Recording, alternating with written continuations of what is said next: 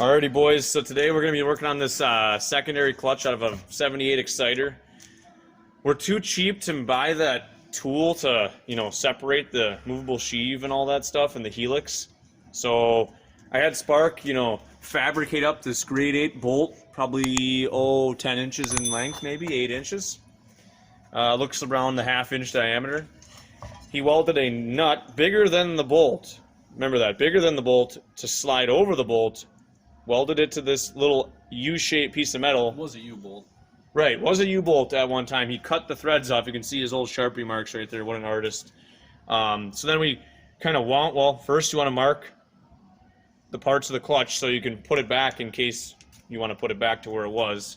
And then all we got to do is remove this snap ring now. And then slowly unwind the tension. That's the word.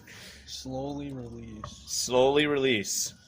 So now this is going to want to start, it's going to start, unbinding itself here. It's going to get mad.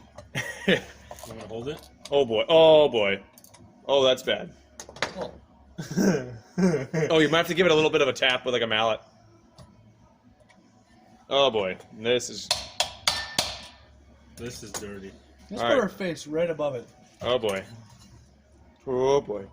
Oh, she's rusty. She's rusty, that's why. It's fused, Dude.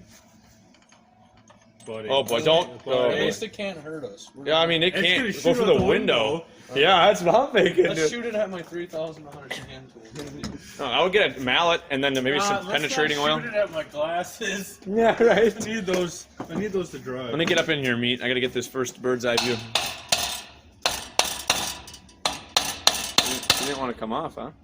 Oh, she budged maybe or no? Looks like Well, lifted off the bottom. she could be very rusty. Let's just say that. We're giving it some good shocks here. And thankfully that U-bolt should be there enough. Oh, it moved a little. Yeah. It's gonna need some persuasion for sure. Now this is probably a bad idea to wrench that helix, but let's go the other way though. Oh, there it goes. Careful. Careful. Always wear safety glasses. Yep, safety, and maybe some gloves per se. It looks like it just had some rust on it. And always damage those ramps. You always want to ding those No, up. this is the backside. yeah, This is the round. you kind of want to not hit on that. Well, I can see it move. So. She's just very rusty, guys.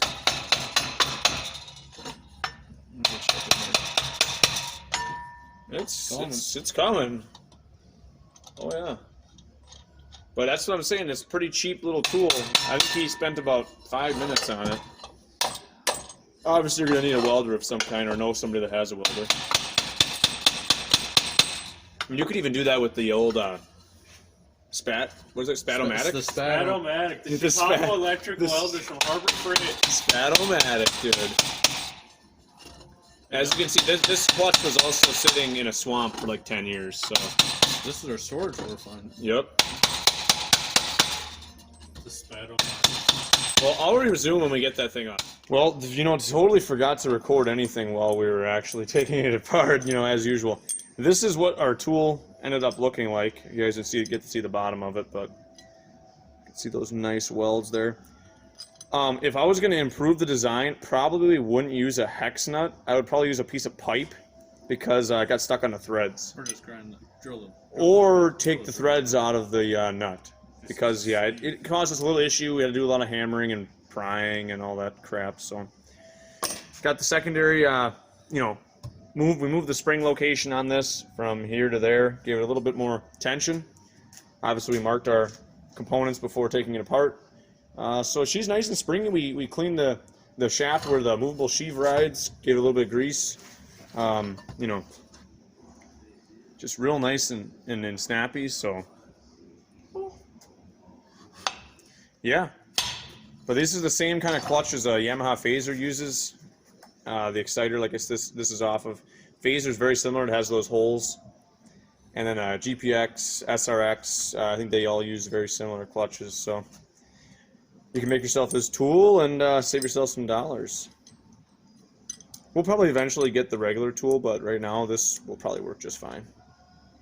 But once again, just a U-bolt, cut off, welded a nut to it, and then a longer bolt, grade 8 with a nut, and that should do it.